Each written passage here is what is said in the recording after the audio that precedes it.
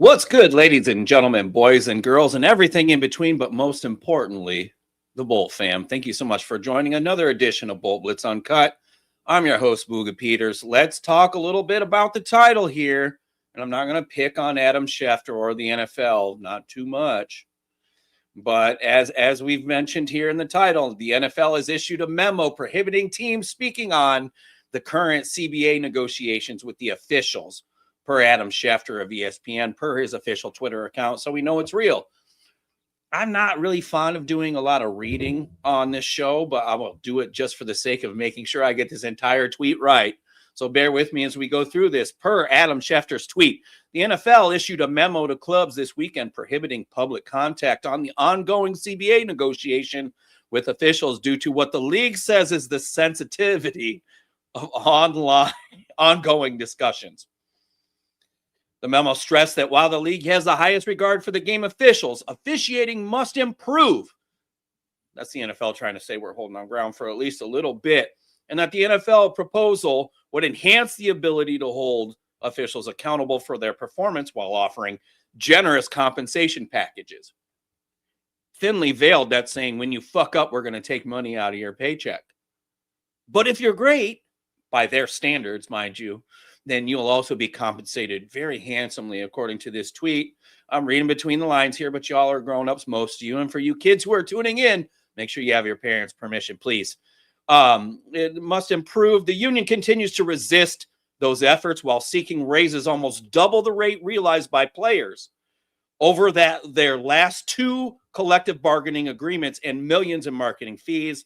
The ongoing dispute between the NFL and the union representing the game officials will be a topic of discussion when club executives, general managers, and head coaches gather at the league meeting in Phoenix, Arizona, which begins today. Listen, I for those of you who have never played football on any level or coached or officiated, whatever, and maybe you just haven't been around the game that long, let's do what I can here to help everybody who's listening for whatever reason they're tuned in. This is the NFL's way of saying we need and deserve better, even though we've been hiring you and forcing you into part-time positions. Or some of these folks, a lot of these officials are lawyers and teachers and all these other various and sundry actual career-driven people, but they decide to, do the officiating thing.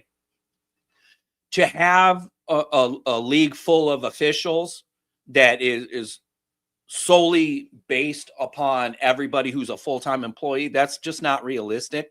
As much as the NFL has no off-season, as we like to call it, there is one. And when it comes to the officials, obviously, when it comes to calling official games, it definitely is in place there.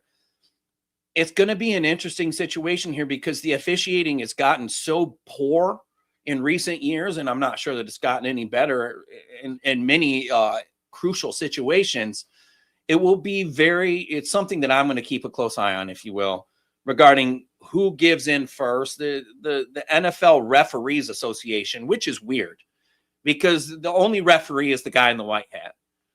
Everybody's calling them all referees. They're the officials. Just so you guys know, there's a head linesman, a side judge. The NFL has several other positions as well, but just calling them all referees is just lazy.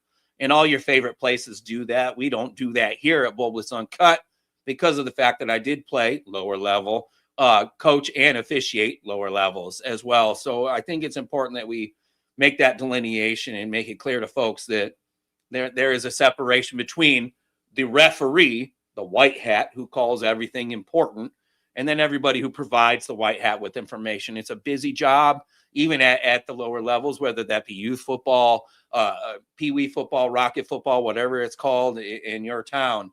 It's a different kind of feeling, if you will, but it's something that as the white hat, you're in charge of a lot. You're checking the pregame stuff, especially in the NFL. I mean, there's billions of dollars on the line. And that's why the NFL publicly, in my mind, is saying, we need to do better here, but they're not going to pay these folks what they deserve.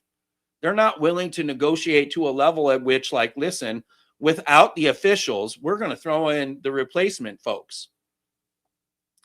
I don't know if you guys remember the Fail Mary, I think it's called. I think it was Green Bay and Seattle.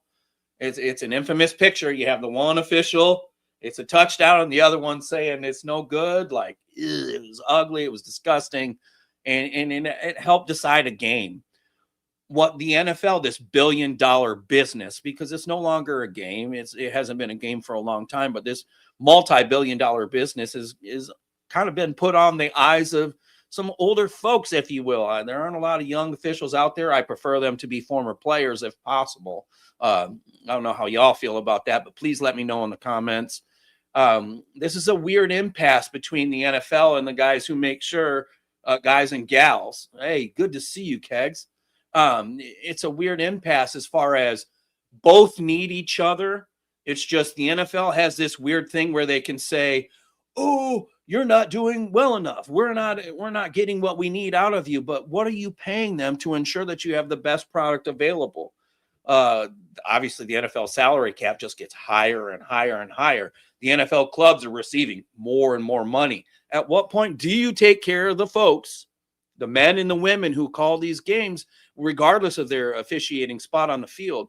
At what point do you say, you know what, maybe we should up what we pay them, whether they're part-time or not, because they're full-time when it comes to OTAs, mini camps. If you guys are not familiar with this, when you go to your favorite team's website and you see them with officials on the sidelines, that's most likely not Joe Schmo or Booga Peters on the sideline.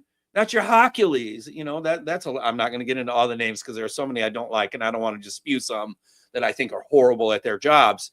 But what I would like to say is that they spend enough time. They work hard. They're tested constantly, the officials group.